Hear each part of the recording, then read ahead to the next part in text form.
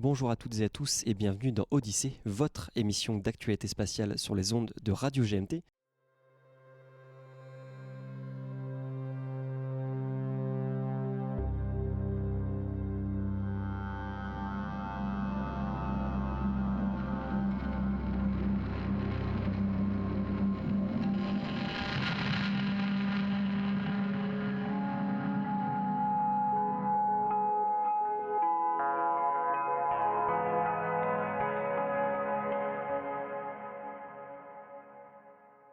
On se retrouve aujourd'hui pour un épisode un peu spécial, encore un hors-série, très bien accompagné mais je le présenterai. On va parler aujourd'hui de médecine spatiale.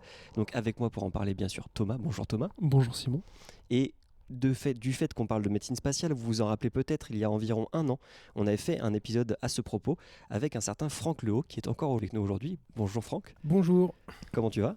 Très bien, surtout d'être là, c'est magnifique. Écoute, merci beaucoup de nous faire ce plaisir encore une fois. Et aussi, on a voulu réunir les deux copains qui nous avaient accompagnés durant l'émission, mais séparément. Donc on a voulu aujourd'hui enregistrer ensemble avec eux. Et nous avons à nos côtés Jean-François Clairvoy. Bonjour Jean-François. Bonjour. Comment vas-tu ? Très bien, surtout de vous accueillir ici dans les locaux de Novespace qui squattent chez Avico, notre partenaire pour les vols R0G. Effectivement, on découvre de nouveaux locaux, de très très beaux locaux avec de très beaux avions. Mais ce n'est pas la thématique d'aujourd'hui. Et donc, on va parler de médecine spatiale. Pour déjà commencer, qu'est-ce qu'on pourrait définir ? Qu'est-ce que ça veut dire la médecine spatiale et comment on la pratique aujourd'hui ? C'est un vaste sujet, mais peut-être qu'on pourrait dire que la médecine spatiale, ça commence avant d'aller dans l'espace. Par exemple, elle se manifeste déjà au moment de la sélection des astronautes, au niveau de leur préparation et de leur suivi avant le vol. Ensuite, on pourrait faire une deuxième partie, la médecine spatiale lors du voyage dans l'espace, qui est une médecine de suivi de l'état de santé des astronautes. Et puis, on pourrait parler aussi de la médecine après le voyage dans l'espace, qui est une médecine qui va suivre effectivement les astronautes de retour dans l'espace, étudier les conséquences de leur séjour dans l'espace, et les suivre au long terme, puisqu'on les suit à peu près toute leur vie. Et du point de vue de l'astronaute, comment ça se passe, la médecine spatiale, quand comme tu l'as dit Franck, tu te fais sélectionner et aussi suivre dans le cadre d'une mission par exemple ? Alors, je vais reprendre le même ordre chronologique. Lors de la sélection, on redoute les médecins spécialisés en médecine aéronautique et spatiale parce qu'on a l'impression qu'ils cherchent la petite bête pour nous éliminer, pour être sûr de... Ils cherchent, les médecins, à ne pas manquer ce qui pourrait nous rendre inaptes. Ils ne veulent pas rendre apte un astronaute qui s'avère à l'approche du vol être inapte parce qu'on a manqué quelque chose lors de la sélection. Pendant la préparation et avant le vol, on est suivi régulièrement et on aime les médecins là parce qu'ils font tout pour nous maintenir aptes, prêts à partir. En particulier lorsqu'on est affecté à une mission spatiale, on affecte à l'équipage un médecin qui sera notre crew surgeon, comme on dit en anglais, c'est-à-dire notre médecin d'équipage. Et on rentre dans une certaine forme d'intimité avec ce médecin, qui peut être un homme ou une femme, et à qui on fait confiance, à qui on révèle des choses qui peuvent ne pas être connues des autres, et qui peut même nous extraire de la phase de quarantaine en catimini. Lors de mon 3e vol spatial, par exemple, je suis sorti à 2 reprises. J'ai quitté 2 fois la quarantaine. Il n'y a que le commandant de bord et la femme responsable des médecins des équipages qui était dans le coup. Pour rien de grave, hein. C'était une fois un truc dentaire, une autre fois c'était un problème familial, mais bien résolu. Pendant le vol, ça s'est toujours bien passé pendant mes vols, mais on a une téléconférence cryptée une fois par jour, un quart d'heure dans les vols courts de la navette spatiale. Et je pense que dans le cas de l'ISS, il y a des rendez-vous réguliers programmés. Si on n'a rien à dire parce que tout va bien, personne n'est malade, on plaisante et on écourte rapidement. Après le vol, on aime bien les médecins parce qu'ils font tout pour nous expliquer comment retrouver rapidement une forme physique pour faire du sport, pour avoir le droit de conduire et de faire du vélo parce qu'on n'a pas le droit au retour d'un vol, il faut attendre un moment. Et puis pour nous rendre aptes à nouveau. Et enfin, pour les astronautes retraités, mon cas aujourd'hui, qui sont toujours intéressés par être suivis, les agences spatiales nous proposent d'être suivis médicalement comme lors de notre période d'activité jusqu'à notre décès. C'est une façon de faire ce qu'on appelle une étude longitudinale dans le temps de l'évolution de l'état de santé des astronautes pour voir s'il y a quelque chose qui caractérise un peu particulièrement ceux qui sont allés dans l'espace. Donc tous les ans, je passe ma visite médicale d'aptitude au vol spatial et c'est super parce que sans que j'ai rien organisé, les rendez-vous, et Dieu sait, c'est pas facile pour trouver des spécialistes aujourd'hui. Mais voilà, on m'organise le voyage, le logement, les examens médicaux, et en 2 jours, je suis examiné sous toutes les coutures. Donc je peux pas avoir mieux comme suivi pour voir s'il y a un truc détecté à corriger tout de suite, quoi. Donc la sécu des astronautes, c'est quand même quelque chose de particulièrement agréable, disons. Oui. Je voudrais à ce stade ajouter qu'on a une petite complémentarité, Jean-François et moi. C'est que moi, en tant que médecin, j'aurais adoré être astronaute et lui, en tant qu'astronaute, il aurait adoré être médecin. Et comme Jean-François, il est curieux de tout, eh bien, il a profité de tous ces examens médicaux, de tout ce suivi médical pour étancher un petit peu sa curiosité naturelle et apprendre énormément de choses dans le domaine médical. Alors, il y a quand même une chose, on en parlera, hein, mais dans le domaine de la vue, des yeux, à cause de découvertes faites au cours des 2 dernières décennies par les spécialistes de médecine spatiale, dont parlera Franck, le fameux SANS qu'on appelait avant le VIP, mais on détaillera. Dans ma visite annuelle d'aptitude au vol spatial que je passe tous les ans depuis maintenant une dizaine d'années, ça fait 40 ans ou 50 ans, ça fait 40 ans, oui, maintenant que je passe cette visite, mais depuis une quinzaine d'années, on a rajouté énormément d'examens juste sur les yeux à cause de quelque chose qu'on a trouvé chez certains astronautes dans l'espace.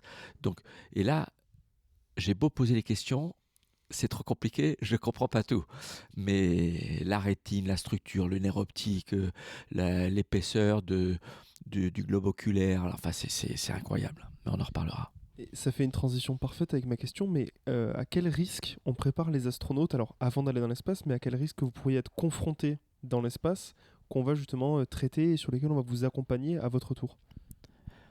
Alors je vais dire en 2 mots, mais Franck pourra compléter. Dans chaque équipage, depuis toujours, depuis très longtemps, depuis plus de 50 ans, il y a au moins, les équipages, à part les tout premiers, c'est au moins 2 personnes. Dans Salyut et Mir, c'était au moins 2 personnes. Dans chaque équipage, même s'il n'y en a que 2, les 2 sont formés à pouvoir agir comme médecins de fortune de bord. On les appelle les Crew Medical Officers, CMO. Donc même si on n'est pas du tout médecin de formation, d'expérience professionnelle, 2 astronautes dans chaque équipage sont formés à pouvoir effectuer des gestes médicaux à bord. En cas d'urgence, c'est typiquement un truc spectaculaire, c'est la trachéotomie. Puisqu'en apesanteur, une particule un peu grosse flotte, sans la voir, on l'aspire, parce que sur Terre, les objets tombent, hein. Mais dans l'espace, ils flottent en apesanteur. Et donc, si ça vous bloque la voie de la respiration, on apprend à pratiquer une trachéotomie. C'est assez spectaculaire. Mais sinon, on a de quoi sonder par le trou du devant, le trou du derrière, par l'orifice buccal, pour faire des endoscopies. Un peu de travail dentaire. Mais je pense que ce qui arrive de temps en temps, qui n'est pas grand-chose, c'est savoir recoudre. Quand quelqu'un se coupe ou se blesse, voilà. J'aimerais juste dire que dans la station spatiale, en tout cas, c'est-à-dire un voyage en orbite basse, les astronautes sont bien plus proches d'un hôpital qu'une grande partie des terriens, qui doivent, pour rejoindre un hôpital en cas d'urgence, faire peut-être plusieurs jours de voiture ou je ne sais pas. Donc on demanderait en cas d'urgence vitale à bord aux astronautes qui ont reçu la formation de Crew Medical Officer de stabiliser un petit peu la situation et de permettre le rapatriement rapide de l'astronaute qui, dans le meilleur des cas, en quelques heures, serait de retour sur Terre et bénéficierait d'une prise en charge immédiate. Et bon, le problème sera différent évidemment quand on s'éloignera beaucoup de la Terre. Oui, c'est très important ce que dit Franck, parce que en cas d'urgence médicale nécessitant le retour sur Terre pour un traitement dans un hôpital, et il y a des cas d'urgence identifiés comme ça, on peut le faire.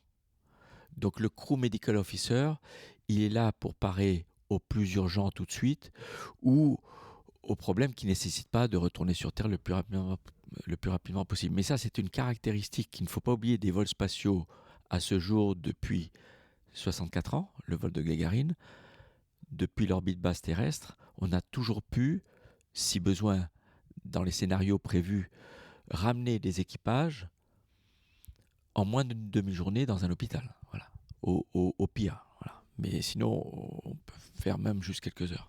Et on peut ajouter qu'en orbite basse, les communications entre le sol et le vaisseau spatial sont quasiment instantanées. Donc les crew medical officers qui ont reçu une formation pratique de faire des gestes comme une intubation, une perfusion, enlever, peut-être mettre un plombage, ou etc., ils seront dans tous les cas guidés dans leur procédure en live en quelque sorte par les médecins au sol.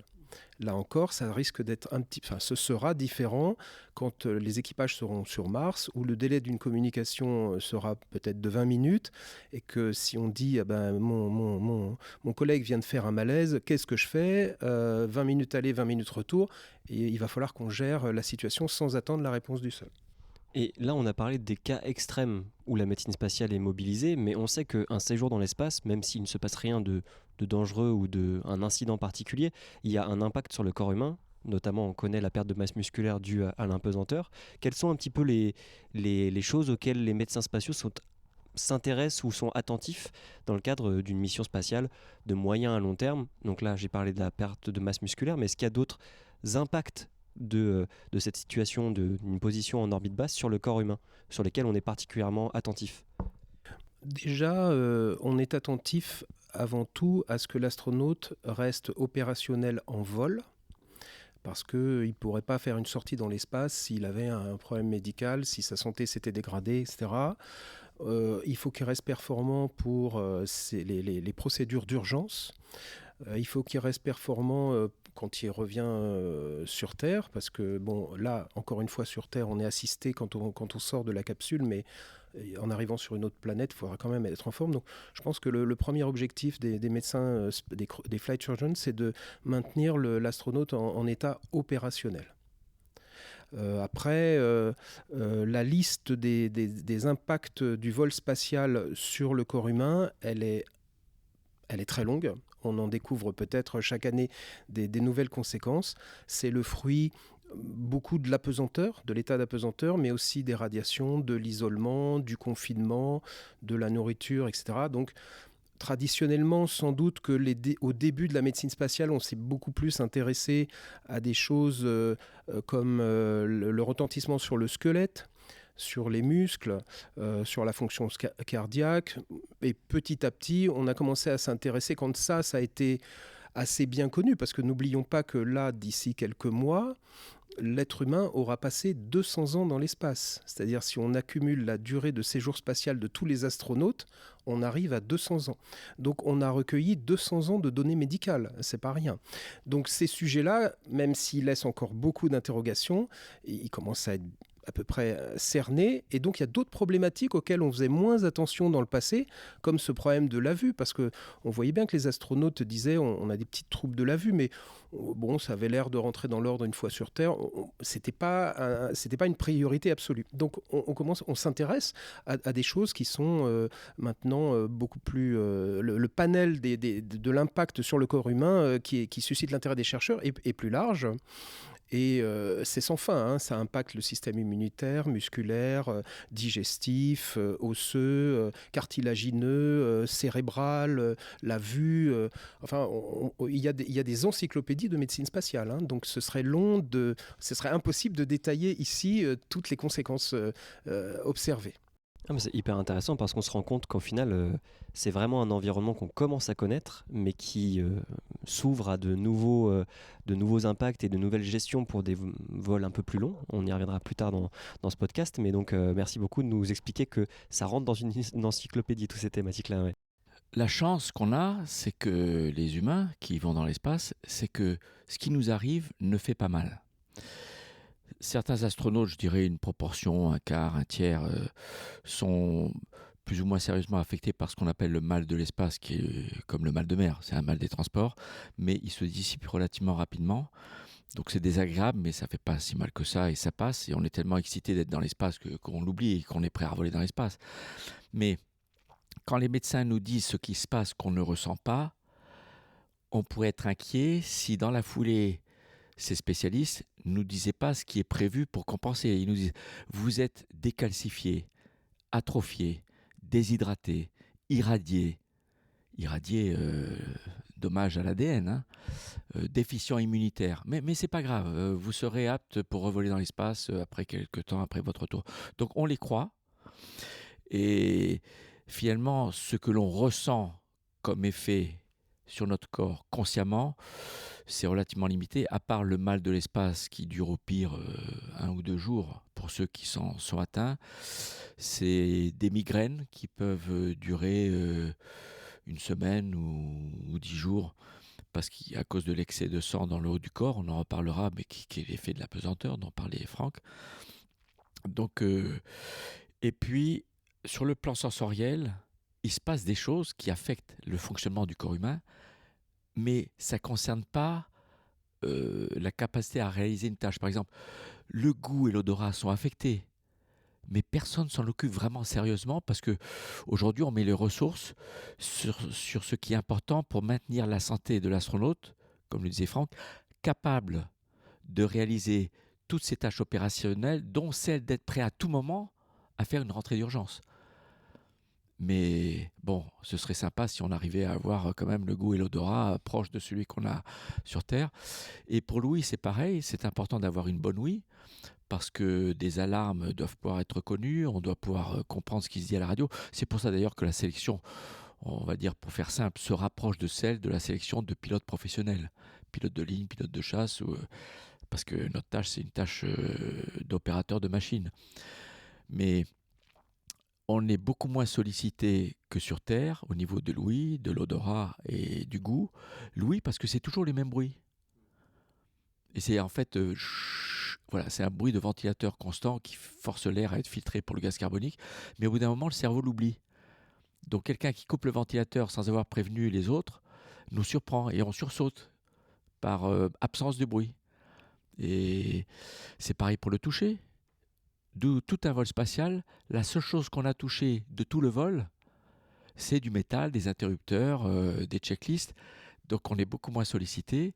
En plus, le corps ne presse sur rien. Donc, comme disait Scott Kelly, il est revenu avec des pots de bébé sous la plante des pieds. Et donc, dès qu'il mettait des chaussures, il avait des ampoules après son vol. Il faut retrouver ça un petit peu. Et comme pour le moment, on n'a pas encore de couples qui sont partis dans l'espace ensemble, où on peut avoir du toucher, du tactile de peau humaine, hein. Bon, c'est du métal. Et là-dessus, on ne fait pas grand-chose. Il n'y a pas vraiment beaucoup de recherches. Il y a des papiers publiés, il y a des efforts, il y a des innovations qui se préparent. Mais dans le futur, quand les vols seront plus longs, plus lointains, on aura des solutions à apporter à ces problèmes secondaires. Mais ils sont secondaires. Et comme vous l'avez dit, et tu l'as dit Franck, il y a 200 ans un petit peu d'analyse de médecine spatiale. Est-ce qu'aujourd'hui, pour donner des exemples, on a un petit peu des choses qui ont été découvertes par la médecine spatiale et appliquées ensuite à la médecine, disons, civile? En fait, le milieu spatial, c'est une sorte de... En fait, vivre en apesanteur, c'est observer des conséquences accélérées que l'on vivrait en plus longtemps sur Terre. Par exemple, si vous passez, la valeur moyenne, si vous passez 6 mois dans la station spatiale, sur certains sites osseux et chez certains astronautes, comme par exemple sur certains sites osseux, par exemple la tête du fémur ou les vertèbres lombaires, vous allez éventuellement vous décalcifier de jusqu'à 10%, une valeur moyenne, 1,5% par mois sur 6 mois. Eh bien ça correspond à 10 années de vieillissement, de dégradation osseuse sur Terre pour une femme, par exemple, après la ménopause. Quand vous passez 6 mois dans l'espace, vous pouvez avoir les artères carotides dont la paroi se rigidifie autant qu'en 15 années sur Terre. Donc, et les exemples sont pareils, la fonte musculaire, sur certains muscles, la dégradation de la force musculaire, en 6 mois, c'est l'équivalent de l'atrophie musculaire et de la perte de force musculaire avec l'âge sur une quinzaine d'années. Donc vous avez un modèle de vieillissement accéléré, ce qui est finalement intéressant dans la mesure où on peut voir l'efficacité de contre-mesures. On appelle contre-mesure, en tout cas dans le domaine médical, une mesure qu'on met en place pour contrer l'effet potentiellement négatif du séjour spatial.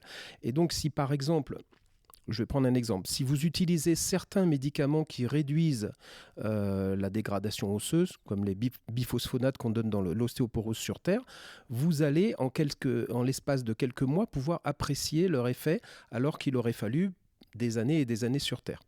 Donc oui, le séjour spatial est intéressant pour les médecins parce que c'est un modèle de vieillissement accéléré qui permet à la fois d'étudier plus vite le vieillissement et plus vite les effets qu'on peut générer pour contrer ces effets négatifs. Ce que j'aime bien raconter, mais en simplifiant, et Franck, tu me corriges si je dis une erreur, mais pour rendre compte, j'aime bien dire, vous prenez un astronaute qui vient de passer 6 mois dans l'espace, ou une astronaute, homme ou femme. Vous l'amenez aux urgences dans un hôpital sur Terre sans dire d'où il ou elle vient. En quelques examens préliminaires, le pressenti des médecins urgentistes sur place, avant d'en savoir plus, vont penser que cette personne est peut-être atteinte du sida, d'ostéoporose, de maladies cardiaques, de troubles de l'équilibre, de problèmes visuels, mais qui serait signe d'une pathologie, d'une vraie maladie pour un terrien, mais qui se trouve être normale pour un astronaute. Donc c'est ça qui est assez remarquable, ce qu'expliquait Franck, c'est qu'on observe des symptômes chez un astronaute qui est sain d'un point de vue médical, il n'est pas malade, des symptômes similaires ou identiques à ceux qui, pour un terrien, seraient signes qu'il est atteint d'une maladie ou d'une autre.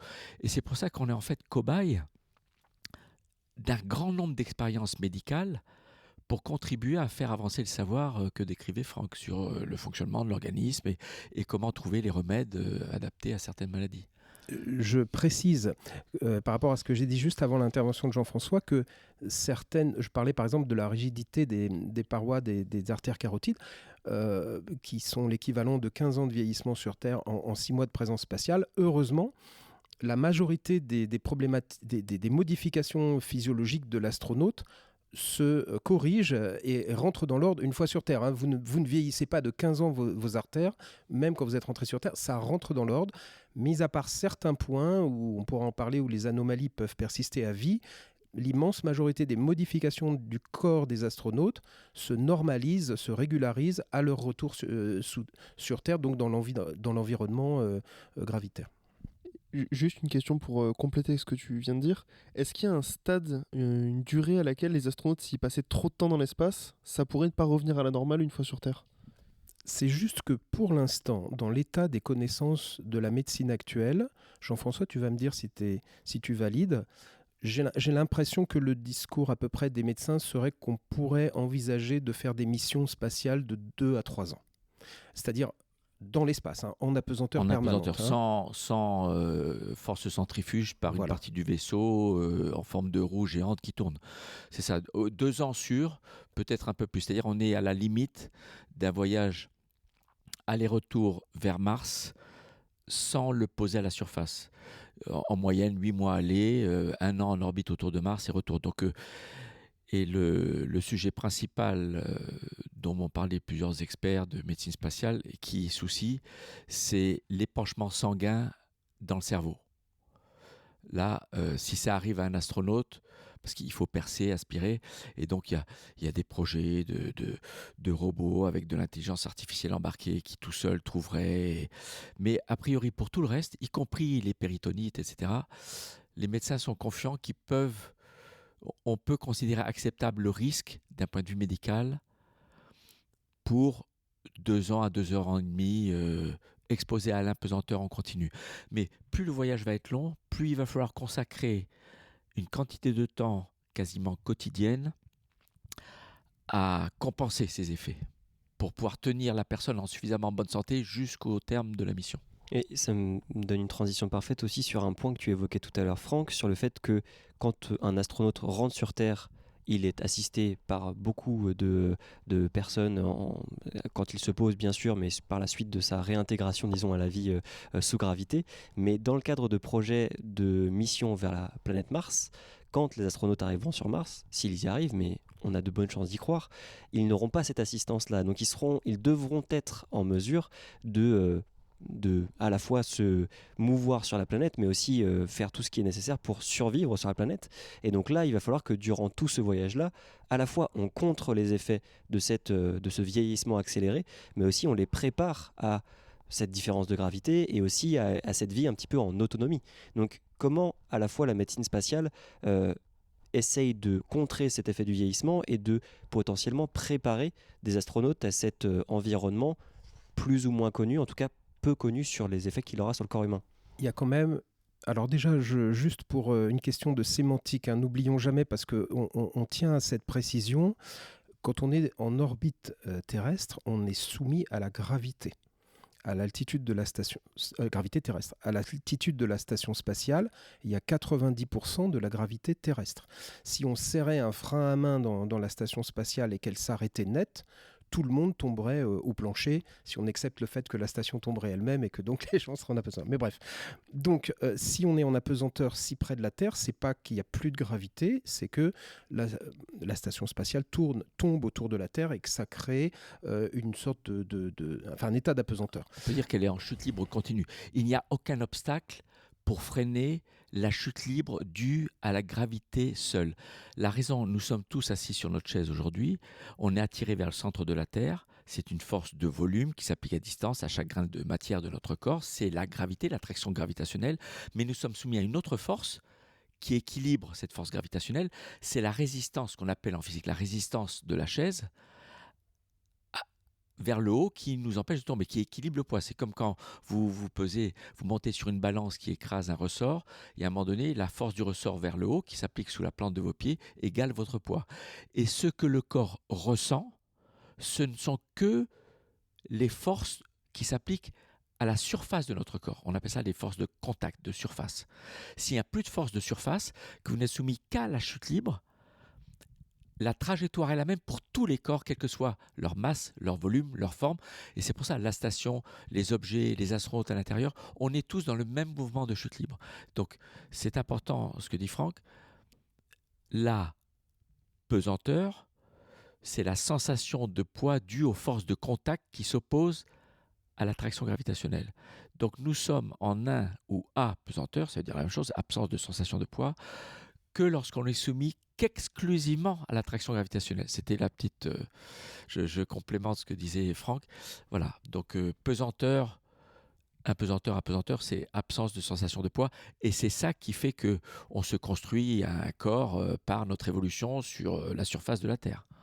Quand un équipage d'astronautes arrivera sur Mars, il aura fait le temps de son voyage, la même durée de voyage qu'une mission traditionnelle dans l'ISS, c'est-à-dire 6, 7 mois, etc. Vous voyez comment sont récupérés les astronautes qui reviennent. Souvent, on les assiste, ils sont portés, etc. Ils sont dans des fauteuils. Ça ne veut pas dire... Alors, généralement, dès le premier jour, ils peuvent quand même se tenir debout, mais il y a des difficultés, notamment avec le système ORL.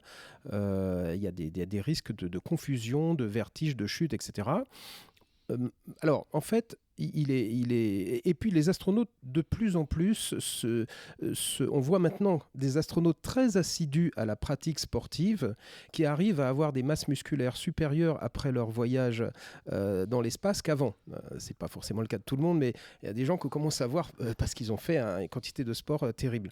Donc, en arrivant sur Mars, ça va dépendre des individus, mais il est probable qu'on ne va va pas descendre l'échelle du vaisseau tout de suite, parce que si on est notamment dans des situations d'instabilité du système vestibulaire, c'est pas le moment de s'effondrer, de casser sa visière sur un caillou au sol, etc. Donc il y aura peut-être un petit temps d'adaptation de peut-être 48 heures avant de dire bon allez, on va maintenant essayer de sortir, etc.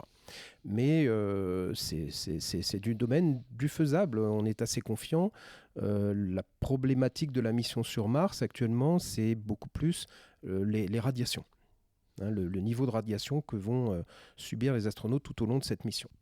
Et je sais que c'est un sujet auquel vous êtes assez sensible parce que vous y avez travaillé. Dans la science-fiction d'aujourd'hui, on voit souvent plein de films, de séries où les astronautes voyagent, soit dans des capsules tout adaptées, tout confort, soit juste en dormant ou par d'autres méthodes. concrètement, la réalité des choses aujourd'hui, c'est quoi? Comment on envisage les voyages long terme pour les humains? Est-ce que c'est envisageable, possible dans quelques années ou au contraire pas du tout?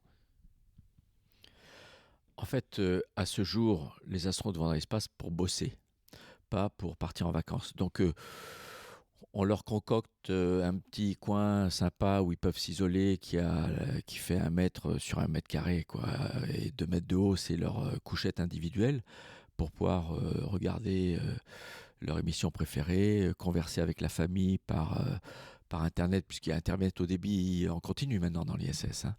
Et puis pour dormir. Et le reste, c'est l'environnement de travail, un peu comme dans un avion de chasse ou dans le cockpit d'un avion de ligne.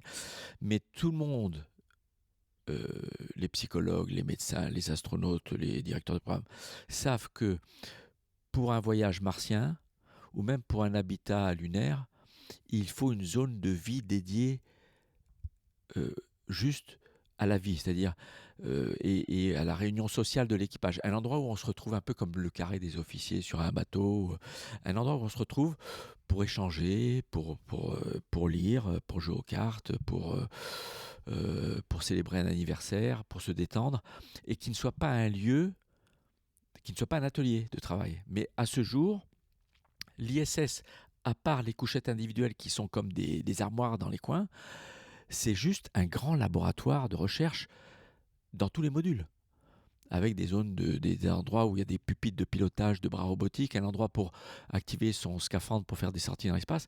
C'est comme si vous travailliez en permanence dans une usine ou un laboratoire où on fabrique des médicaments avec un endroit pour dormir momentanément. Mais il y aura dans le futur le module habitation. Et pour ça, on réfléchit aux couleurs, à l'arrangement, à la décoration. Mais ce sera important parce que certains partiront sans être occupés à travailler du matin au soir. Et de toute façon, même pour les missions, entre guillemets, dites touristiques, commerciales, dont on parle de plus en plus, il y aura quelques missions par an. Ça restera un nombre très limité de personnes. Dans les stations privées, qui serviront en partie de laboratoire pour les mêmes utilisateurs que l'ISS, mais en partie pour des gens très riches, très, très audacieux, qui acceptent un risque très élevé pour se faire plaisir, pour voir la Terre, pour apprendre, pour jouer de la musique, et puis ou même tourner. Eux, ils auront besoin de se sentir comme dans un hôtel où c'est confortable. C'est pas le cas aujourd'hui, mais ça viendra, mais ce sera limité. Alors, on pourrait dire, par rapport à la première partie de votre question, je vais vous poser une question. Savez-vous quelle est la différence entre Jean-François et un ours? Il y en a sûrement beaucoup, mais non. Alors, un ours, parce qu'on envisage, on parle de l'hibernation pour les astronautes.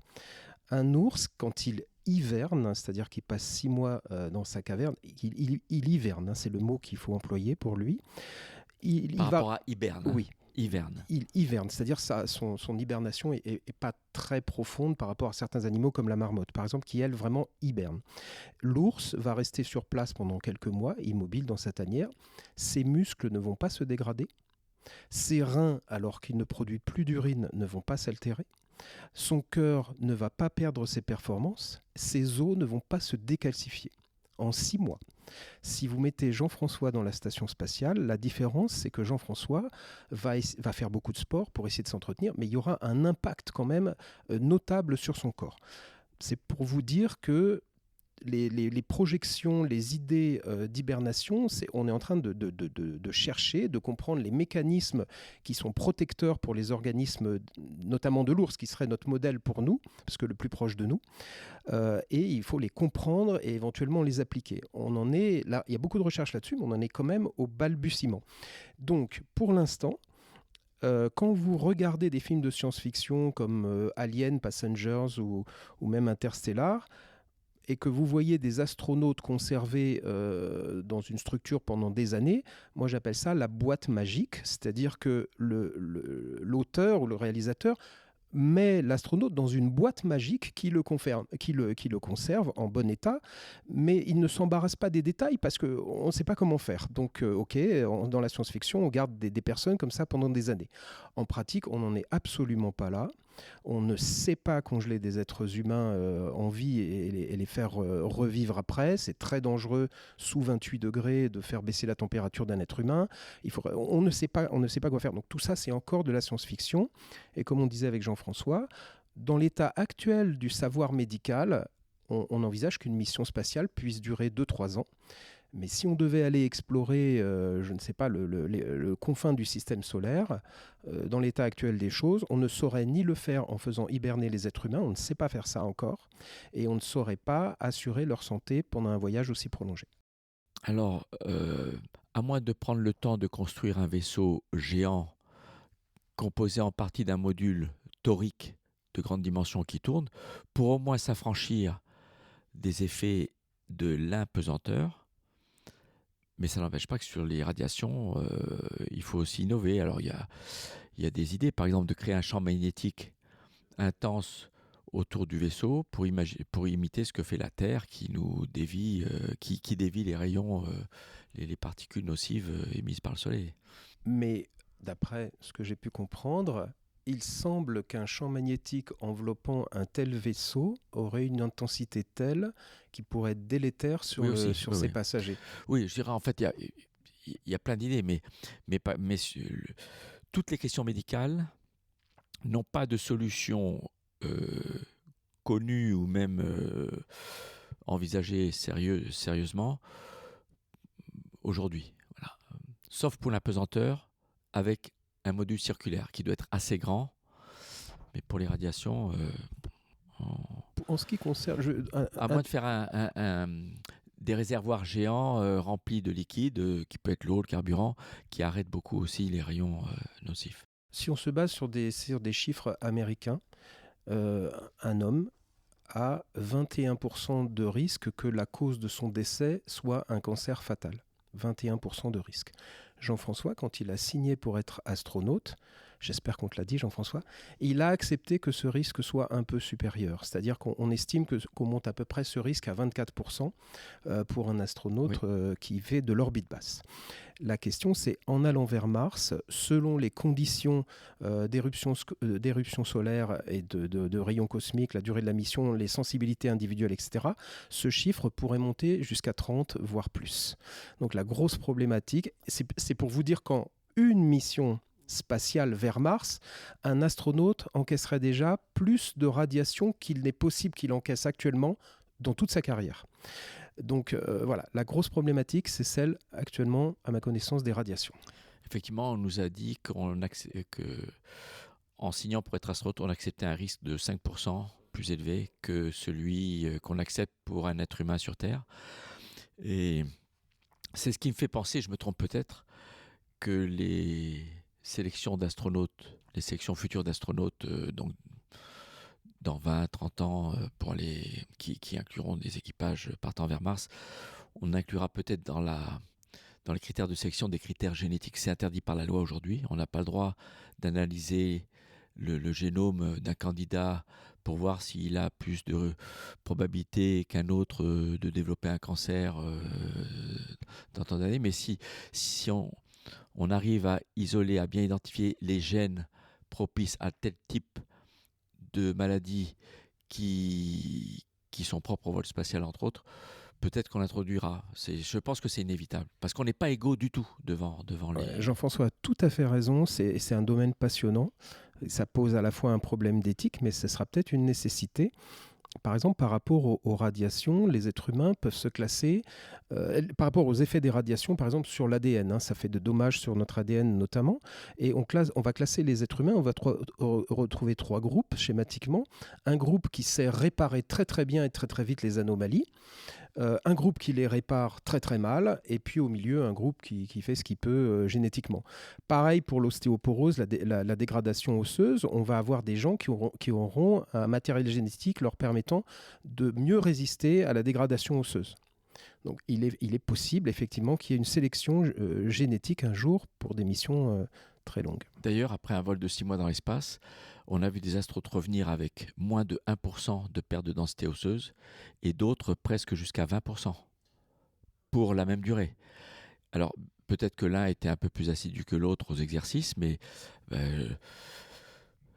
J'ai un ami russe qui a volé une fois 4 mois et 4 fois 6 mois dans l'espace, et à chaque fois il a tout récupéré dans le verre comme la fois précédente, et il aurait pu repartir encore parce que chez lui il se passe rien. Et puis d'autres, c'est plus donc on n'est pas égaux, hein. Si vous voyez par exemple le recordman de durée de vol spatial actuellement a cumulé plus de 1100 jours de vie dans l'espace. Voilà, c'est le record, mais il s'agit de durée cumulée au fil de plusieurs missions entre lesquelles son organisme a eu le temps de récupérer. Actuellement, faire une mission de 1100 jours continue, ce serait du domaine probablement de l'impossible. Et comme vous le disiez, on n'est pas tous égaux justement vis-à-vis de beaucoup d'impact que peut avoir le domaine spatial. Et ce sera peut-être ma dernière question, mais c'est un peu différent. Là, c'est plus sur l'aspect psychologique. On parlait du fait qu'un voyage vers Mars est très différent parce qu'on n'est plus protégé par le champ électromagnétique de la Terre, et donc on prend beaucoup plus de radiation. Mais ce qui est très différent aussi quand on voyage vers Mars, c'est que ça serait le premier voyage où des humains ne verraient plus la Terre depuis leur vaisseau ou depuis la planète. Enfin, en tout cas, ils se dirigeraient vers un endroit où la Terre ne serait plus visible. Et on tend à penser que cela aurait un impact psychologique potentiellement fort sur les passagers de cette mission. Est-ce que à l'heure actuelle, c'est quelque chose qui est déjà étudié ou sur lesquels on essaye d'anticiper un petit peu éventuellement cet impact psychologique, ou est-ce que c'est vraiment quelque chose où on ne pourra pas savoir si oui ou non ça sera néfaste pour certains et certaines, et on verra en temps voulu entre guillemets? Est-ce que c'est quelque chose qui est pris en compte ou pas tellement? Je vais surtout laisser Jean-François répondre, mais mon opinion, c'est que ça n'est pas forcément si problématique que ça. Des êtres humains se sont déjà confrontés pendant des durées très longues à des situations d'isolement. Il y a quand même, malgré tout, certes, il y a un impact, bien sûr, c'est indéniable, mais si on devait comparer, à mon sens, l'impact psychologique de la mission vers Mars et l'impact des radiations de la mission vers Mars, il me semble que c'est davantage l'impact des radiations qui reste problématique.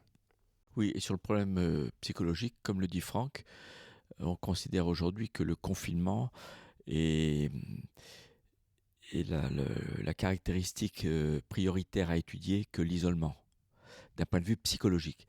Parce que d'un point de vue opérationnel, l'isolement fait que, contrairement à toutes les autres missions spatiales du passé, il n'y a pas de scénario de retour possible. Vous partez vers Mars avec la vitesse de transfert Terre-Mars, c'est la Mars, comment on appelle ça? C'est la TLI pour la Lune, Trans-Lunar Injection. Là, ce sera la TMI, la Trans-Mars Injection.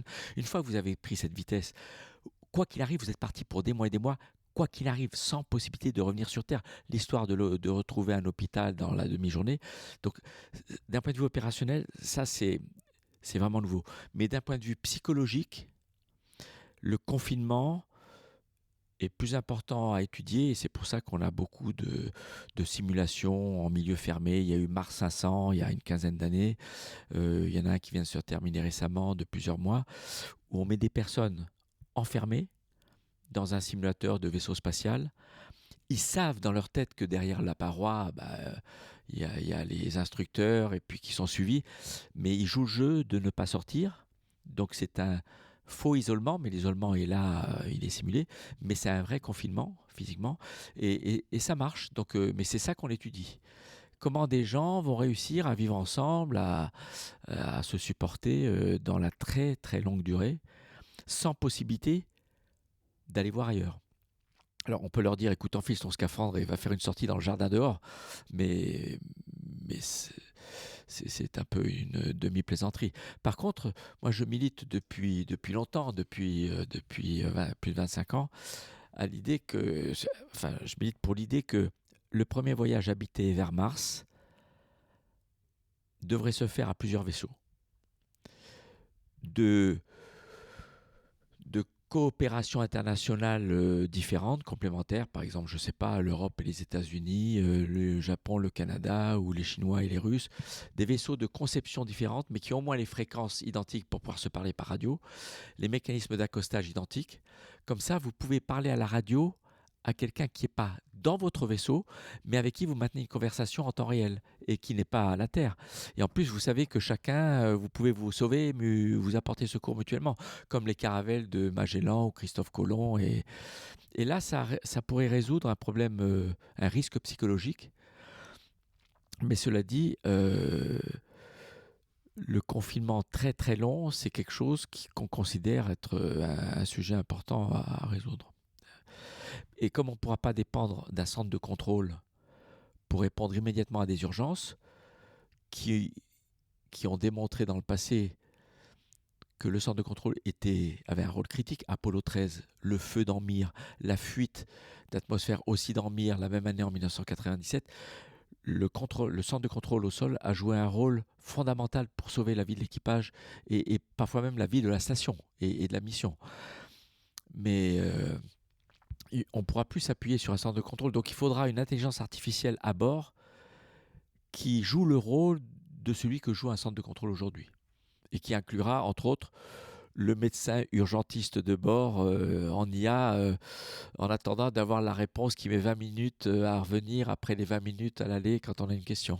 Vous savez que dans une série de Star Trek, ce qui est cher à Jean-François, vous avez un docteur de bord qui est un hologramme en fait. On le voit aussi dans des films type Interstellar, etc. Et c'est quelque chose qui est très intéressant à évoquer. Mais vas-y Thomas. Du coup, en dernière question pour moi, comment vous voyez, vous deux, la médecine spatiale pour l'avenir? Est-ce qu'il y a un grand projet qui vous semble plus que pertinent à développer pour l'avenir du spatial, de la médecine spatiale? Comment vous voyez ça pour les années à venir? Bon, je vais essayer de répondre court parce que c'est plus une question pour Franck, mais inévitablement, dans les équipages du futur qui partiront loin et pour longtemps, certains astronautes auront une expérience et une formation de médecin professionnel, comme un profil de Franck, qui a plusieurs spécialités, dont urgentiste, parce que ça c'est un peu particulier, comme c'est une expérience très enrichissante pour un médecin parce qu'il fait face à toutes les disciplines et qui en plus est spécialisé en médecine aéronautique et spatiale, une IA embarquée et l'acceptation d'un risque plus élevé qu'aujourd'hui. Aujourd'hui, on accepte un risque plus faible qu'à l'époque d'Apollo. On va revenir à devoir accepter un risque plus élevé pour envoyer des gens très loin, très longtemps, sans qu'on puisse les ramener rapidement. Et on fera confiance aux médecins de bord, aux vrais médecins de bord. Je dirais que laissons les progrès médicaux se dérouler tels qu'on les voit de manière exponentielle se produire depuis quelques décennies. Et petit à petit, nous allons progresser dans le moyen de maintenir les astronautes. Si on varie, on doit corriger ces variations-là. On doit éviter, on doit surveiller et pouvoir traiter des éventuelles infections qui surviendraient. Donc l'électrostimulation dont tu parles, Jean-François, c'est évidemment envisagé, mais ça se place dans une surveillance globale et extrêmement complexe. En gros, il faudrait presque une réanimation, serait l'équivalent d'un service de réanimation dans l'espace. Et en plus, d'un service de réanimation quasiment automatisé. La NASA, dans son projet de Torpeur, laisse un astronaute en permanence, alors peut-être tour à tour, je ne sais pas, mais éveillé pour surveiller quand même un petit peu le système, et puis après ils alternent leur torpeur, etc. Voilà, donc la prise en charge musculaire, c'est une des facettes de l'électrostimulation, mais on devrait quand même maintenir la calcification osseuse, on devrait faire toutes les contre-mesures, et d'une manière certainement automatisée, ce qui est un challenge considérable. Bon, le plus simple, en fait, c'est de prendre le temps de construire un vaisseau suffisamment géant pour avoir une grande roue qui tourne, comme dans Interstellar, où on recrée la pesanteur à 1G sans avoir l'effet Coriolis, c'est-à-dire il faut que le rayon soit assez grand, mais assez grand aussi pour qu'il y ait une salle pour jouer au tennis, enfin qu'on retrouve un peu des activités de terrien, à moins qu'on considère que pour les voyages martiens, il faille s'auto-convaincre et demander aux autres d'aider à nous convaincre qu'on devient des martiens et on oublie notre vie de terrien. Ça, c'est la grande question que j'ai d'ailleurs. J'ai écrit une lettre fictive à Carl Sagan là-dessus. Est-ce que partant vers Mars, un astronaute doit ne jamais oublier qu'il est terrien dans son âme, dans son cœur, dans son esprit pendant toute sa mission, ou est-ce qu'il est plutôt préférable qu'il arrive à s'auto-convaincre qu'il est devenu membre d'une autre espèce, martien, avec une autre gravité, un autre environnement visuel, un autre climat, une autre façon de vivre, de travailler. Et puis là-bas, sur Terre, c'est un lieu de vacances de la famille. où je retournerai peut-être un jour. En fait, ce que Jean-François dit à propos d'un vaisseau qui tournerait sur lui-même, qui recréerait une pesanteur, on peut dire gravité, c'est pas le bon mot, mais artificielle. En fait, nous emmenons tout ce dont nous avons besoin dans l'espace. Nous emmenons notre oxygène, nous emmenons de l'eau, nous emmenons des vêtements, nous emmenons de la nourriture. Il faudra peut-être qu'on emporte dans l'espace notre gravité, celle qui nous a façonnés depuis la nuit des temps sur cette planète. Et des animaux de compagnie. Donc on se rend compte qu'au final, la médecine spatiale est aujourd'hui très importante, mais qu'elle dicte beaucoup d'avancées nécessaires pour le futur du secteur spatial et des aventures spatiales qu'on pourrait avoir, ne serait-ce que dans le système solaire. Donc c'était vraiment une discussion passionnante avec tous les deux et je pense que vous étiez parfaitement complémentaires au vu de nos questions parfois peut-être un petit peu trop naïves vis-à-vis de la réalité du domaine spatial. Donc moi je tiens déjà à vous remercier tous les deux encore une fois de nous accorder du temps pour enregistrer ce podcast et à remercier bien sûr mon ami Thomas qui a grandement œuvré à son organisation.